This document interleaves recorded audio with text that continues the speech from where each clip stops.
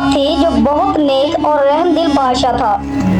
इसके बरअक्स बख्तशाह का वजीर इंतहाई मगरूर और बदमिजाज शख्स था। वजीर बनने के बाद कुव्वत इख्तियारात दौलत की रेल पेल ने इसका दिमाग खराब कर दिया था, जिसकी वजह से वो हर शख्स को हकीर समझता। एक दिन बादशाह, बख्तशाह, वजीर और इनका खास मुलाजिम सफर पर रवाना हुए।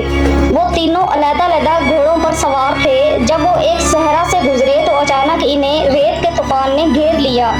गर्दो गुबार की वजह से इन्हें रास्ता दिखाई ना दे रहा था, लेकिन मुलाजिम ने बादशाह का साथ न छोड़ा और इसके साथ रहा, जबकि वजीर इनसे बिछड़ गया। कुछ देर बाद जब तूफान थमा तो वो दोनों अलग अलग वजीर को तलाश करने लगे।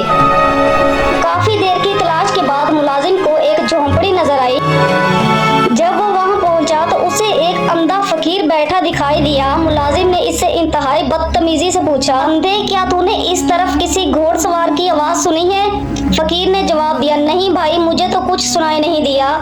मुलाजिम ये सुनकर आगे बढ़ गया। थोड़ी देर बाद वजीर भी अपने साथियों की तलाश करता इधर आ पहुंचा। झोंपड़ी देखकर वो भी रुका और इसने फकीर से पूछा, ओ फकीर, क्या तुमने यहाँ से किसी आदमी के गुजरने की आवाज सुनी है? इसने वजीर को भी वही जवाब दिया जो मुलाजिम को दिया था। वजीर भी वहां से आगे बढ़ गया। कुछ ही देर गुजरी थी कि बख्तशाह भी इस झोंपड़ी के पास से गुजरा। फकीर को देखकर बोला, शाह साहब, क्या आपने यहाँ से किसी घोड़े के गुजरने की आवाज सुनी है? जी हाँ बादशाह सलामत, पहले यहाँ से आपका मुलाजिम गुजरा, फिर आपका वजीर गुजरा। बादशाह को ये सुनकर बहुत हैरत हुई। इसने पूछा, शाह साहब, आप तो नाबीना हैं, आपको कैसे मालूम कि मैं बादशाह हूँ? अंधे फकीर ने मुस्कुराकर जवाब दिया, आलिजा, आपके मुलाजिम ने मुझे अंधा कहा, आपके वजीर ने मुझे फकीर कहा, हजूर ने मुझे शाह साहब कहकर मुखातिब किया, लिहाजा गुफ्तगू और लहजे से मैंने अंदाजा लगा लिया कि कौन किस मर्तबे का है। बख्तशाह फकीर की बातों से बहुत खुश हुआ और उसे इनाम इकराम देने की कोशिश की, लेकिन फकीर ने इनकार कर दिया।